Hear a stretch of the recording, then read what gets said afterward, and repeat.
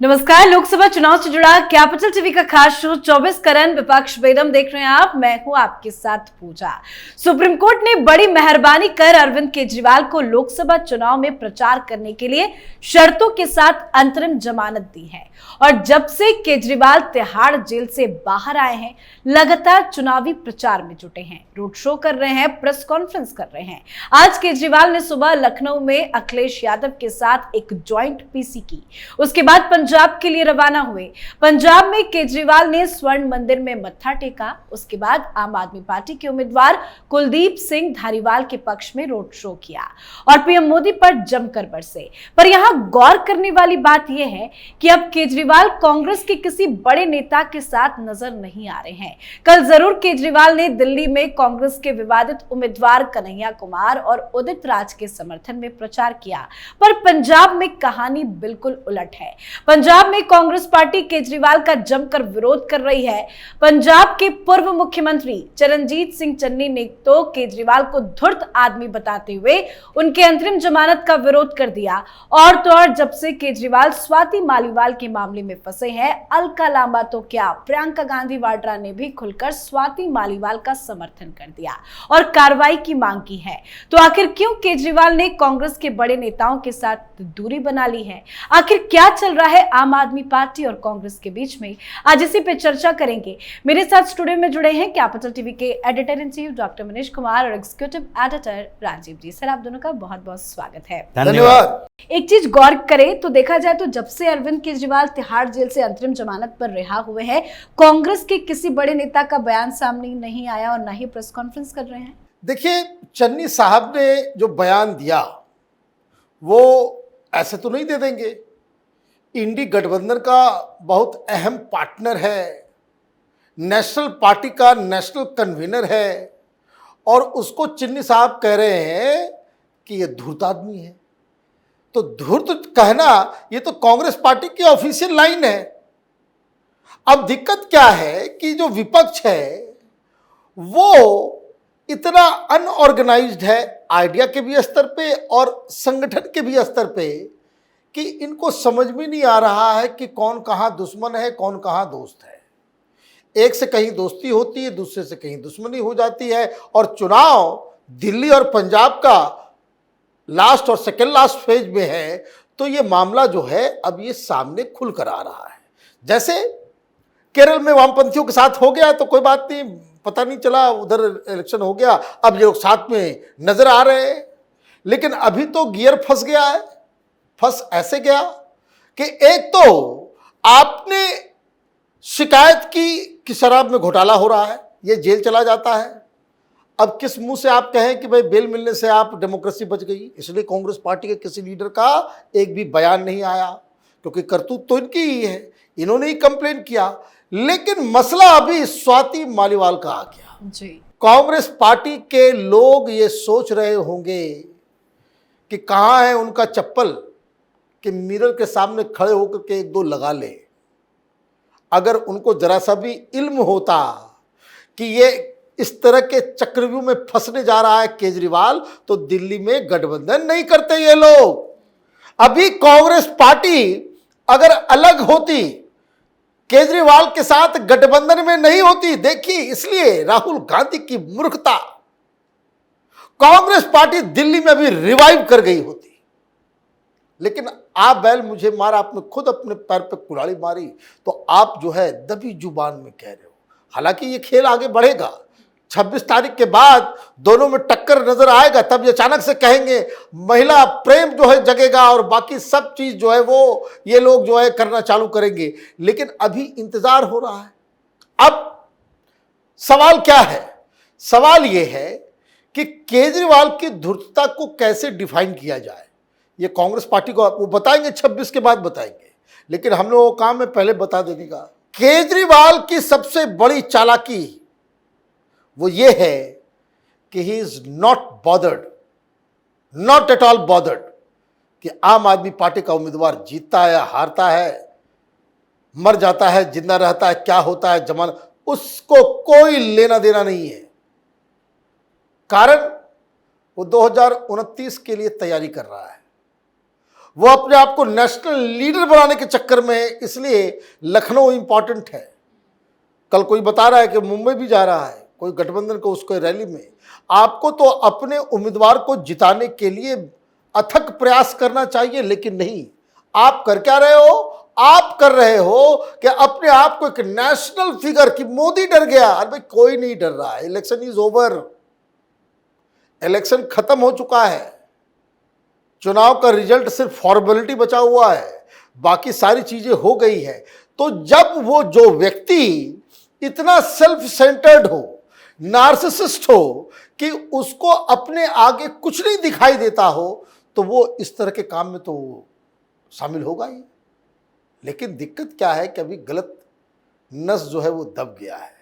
ये विभव का जो चक्कर आया है, मार पीट और ये और वो, और जिस तरीके से आज बेइज्जती हुई है पूरे मीडिया में केजरीवाल की, कि विभव गाड़ी में नजर आ रहा है, हवाई जहाज में साथ में नजर आ रहा है, तो ये एक बड़ी समस्या में अपने आप को पा रहे हैं केजरीवाल। मतलब आज केजरीवाल लखनऊ में अखिलेश यादव के साथ नजर आए। सर ने बताया कि मुंबई जाने की भी खबर है और बंगाल जाने की भी चर्चाएं चल रही है। मतलब अरविंद केजरीवाल राहुल गांधी के साथ या कांग्रेस के किसी बड़े नेता के साथ नहीं नजर आएंगे? देखिए, नजर नहीं आएंगे अभी, और जब नजर आएंगे तो फिर उनके खिलाफ नजर आएंगे, उनके साथ नजर नहीं आएंगे। जैसा कि अभी 25 तारीख को दिल्ली में चुनाव खत्म हो जाएगा, और दिल्ली और पंजाब की स्थिति वही नहीं है जो केरल और बंगाल की स्थिति है। जैसे वामपंथी पार्टियों के साथ कांग्रेस का गठबंधन पश्चिम बंगाल में है, केरल में नहीं है। राहुल गांधी केरल में जाकर बोलते कुछ और है, पिनराई विजयन के खिलाफ बोले और पश्चिम बंगाल में वामपंथियों के साथ बोले। लेकिन यहां पंजाब और दिल्ली की राजनीति को समझिए कि पंजाब और दिल्ली जुड़े हुए एक ही मिजाज की राजनीति यहां होती है, और सिख वोटर पंजाब में भी है, दिल्ली में भी है। और इसीलिए अरविंद केजरीवाल की जीत दिल्ली में हुई, उसके बाद इसने कौन सा स्टेट पकड़ा? पहले भी 2017 में उसने पंजाब को ही टारगेट किया था और सबसे ज्यादा विधानसभा सीटें मिली थी, क्योंकि वो दिल्ली में जिस तरह की राजनीति करता था, वो देख लिया कि सिख को हम कैसे अपने साथ कर सकते हैं, सरदारों के साथ कैसे उठना बैठना कर सकते हैं, इसीलिए पंजाब को टारगेट किया था। अब समस्या ये हो गई है कि पंजाब और दिल्ली में एक जगह गठबंधन, दूसरी जगह एक दूसरे का विरोध। अब ऐसे में ये जो अरविंद केजरीवाल ने बैठक की, बातचीत की, भले ही दिल्ली में वो कांग्रेस के प्रत्याशी के लिए प्रचार करते हैं, लेकिन दिन में प्रचार होता है, रात में प्रचार नहीं होता। रात में बैठ के चलती है, और उन्हीं विधायकों के साथ बैठ के चलती है जो उस लोकसभा क्षेत्र में आम आदमी पार्टी के हैं। और उसे ही कहा जाता है, देखो कांग्रेस के उम्मीदवार को वोट मत दिलवाना, चाहे कन्हैया कुमार हो या उदित राज हो, क्योंकि आगे विधानसभा चुनाव में हम कांग्रेस के साथ गठबंधन नहीं करेंगे। अगर गठबंधन होता है तो हमें 25-30 सीटें तो देनी पड़ेगी गठबंधन सहयोगी के तौर पर, और वो दे नहीं सकते, इसलिए विधानसभा चुनाव में तो हम एक दूसरे के खिलाफ होंगे।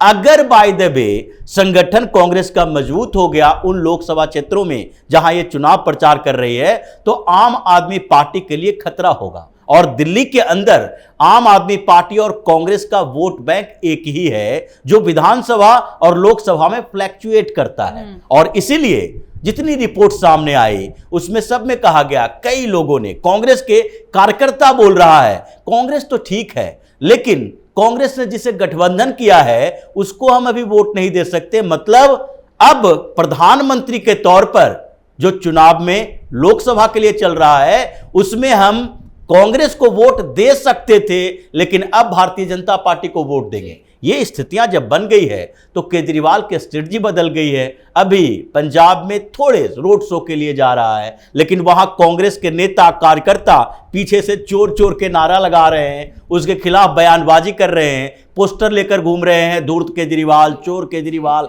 शराब के घोटाले में संलिप्त है। तो ये स्थितियां ऐसी विकट होती जा रही है कि इस गठबंधन से दिल्ली भी गया, पंजाब भी बिल्कुल। गया। और खबर है कि आज पंजाब में केजरीवाल का जमकर विरोध भी हुआ है, रोड शो कर रहे थे, उस बीच नारेबाजी भी हुई है। लेकिन बात दिल्ली की करें तो दिल्ली में उन्होंने कांग्रेस के उम्मीदवार उदित राज और कन्हैया कुमार के समर्थन में रैली की। लेकिन उन्हीं की पार्टी की नेत्री अलका लांबा ने स्वाति मालीवाल के मुद्दे पर अपनी आवाज उठाई, कह रही है कि कार्रवाई होनी चाहिए। प्रियंका वाड्रा भी कह रही है। देखिए, स्वाति मालीवाल का केस बहुत पेचीदा होता चला जा रहा है, और वो इसलिए पेचीदा होता चला जा रहा है कि ये जो कहते हैं ना कि कोई व्यक्ति के चेहरे के ऊपर से नकाब हट गया हो, वो नकाब हटा है।